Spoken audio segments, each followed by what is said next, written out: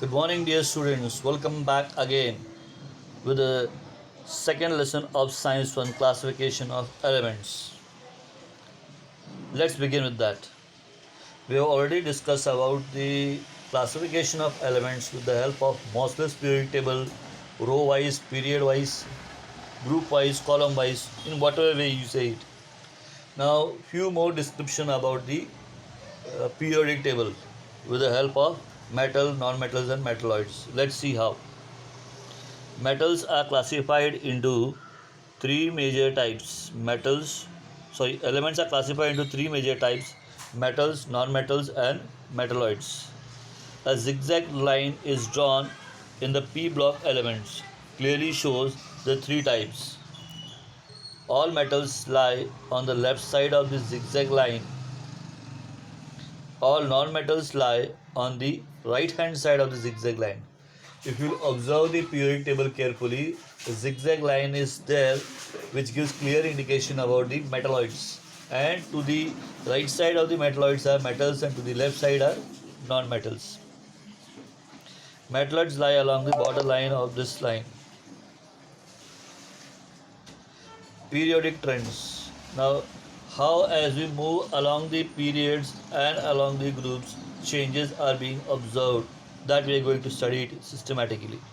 Specific patterns or variations present in the periodic table that illustrates different aspects of an element like valency, atomic size, metallic or non-metallic character. Within a period, valency across the period first increases and then decreases. For example, if we consider second period elements includes lithium, beryllium, boron, carbon, nitrogen, oxygen, fluorine, neon.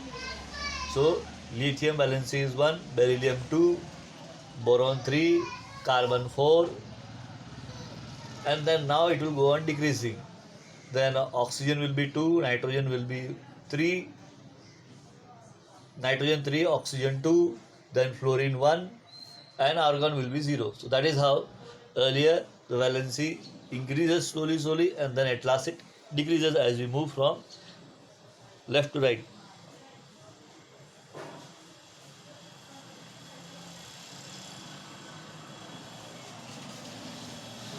Atomic radius decreases from left to right. Now atomic radius, it will depend upon number of electrons in the outermost orbit. Lesser the number of electrons in the outermost orbit, the pull towards the center of the nucleus is very less, and therefore in the group 1 the size of the atom is the biggest, and as we move across the period, then as the number of electron increases, the size of the outermost orbit goes on shrinking, and as a result the atomic size decreases. And therefore it is mentioned here, atomic radius decreases from left to right. The metallic or non-metallic character is associated with the electropositivity and electronegativity. If it is more electropositive, it is metal; more electronegative, it is non-metal. Electropositivity is the tendency to lose electrons and form cations. Cations, after donating the electrons, they become stable but acquires positive charge. Therefore, it is called as cations. And having the configuration of the nearest noble gas. Definitely, after donating the electrons, they will attain the nearest noble gas. The nearest noble gas can be helium, neon, argon, xenon, radon, krypton, any one of these. Then electropositivity or metallic character decreases from left to right. As we move from left to right, the electropositivity decreases. So metallic character also decreases. Electronegativity is the ability of an atom of an element to gain electrons to form anions. Now in electronegativity, electrons are required to come to the nearest noble gas, and therefore they acquire electrons and acquire negative charge. So negatively acquired ions, we call it as anions. Electronegativity or non-metallic character increases from left to right, the opposite of electropositivity. Now we'll learn it group wise. Valency remains unchanged in the number of valence electrons are in the same group. If the elements belong to the same group, since the valence electrons are also same, and therefore the valency will also be same. For example, all elements of group 1A will have valency 1, all elements of group 2A will have valency 2, because in the outermost orbit they have same number of electrons. The atomic radius increases as we go down the group. Why? In the group, first group at the top, the elements is having only one shell. In the same group, in the first group, if we move down in the second level, then it will have two shell. And as we move from top to bottom, the number of shell goes on increasing. As the number of shell of an atom increases, size of the atom also increases. The atomic radius increases while going down the group due to the addition of the new shell. The electropositivity down the group increases due to increase in the atomic radius, resulting into the ease of formation of cations. Hence, metallic character increases. So, as we move down the group, the atomic radii increases, and the ease to donate the electron also increases, and therefore the metallic character also increases. Electronegativity decreases for the same reason, and hence non-metallic character decreases. The halogen family gradation is observed in the physical state down the group, with fluorine and chlorine being gaseous and iodine is a solid. Some useful tips. Now this will help you to exactly locate the elements in a periodic table.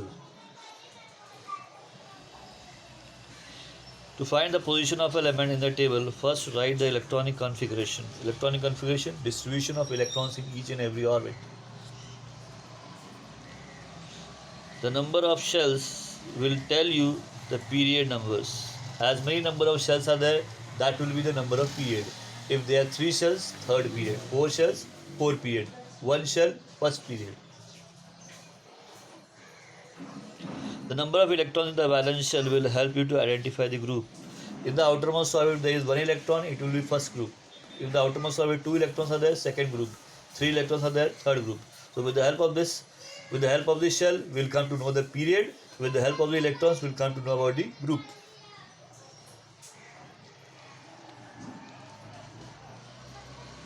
The number of electrons in the valence shell will help you to identify the group to which the element belongs. To find the type of element, if 1, 2, 3 electrons in the valence shell, then it is a metal. If 5, 6, 7 electrons in the valence shell, then it is a non-metal. Here 1, 2, 3 can be easily donated.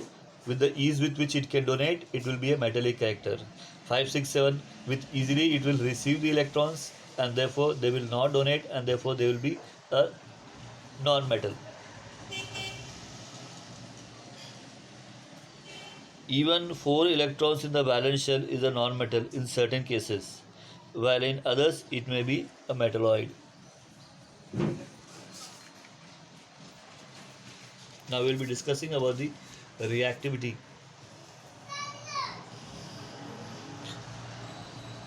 Lesser the number of electrons in the valence shell, greater the reactivity in case of metals.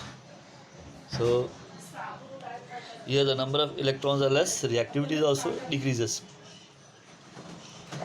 Non-metals, greater number of electrons, greater the reactivity. So least valency and greater reactivity. Size of the atom depends on number of shells. Greater the number of the shells, greater is the size of an atom. In a period, more electrons in valence shell, less size. Noble gases are exception. That's all for today. We have exposed all the parts of this lesson. Have a great day.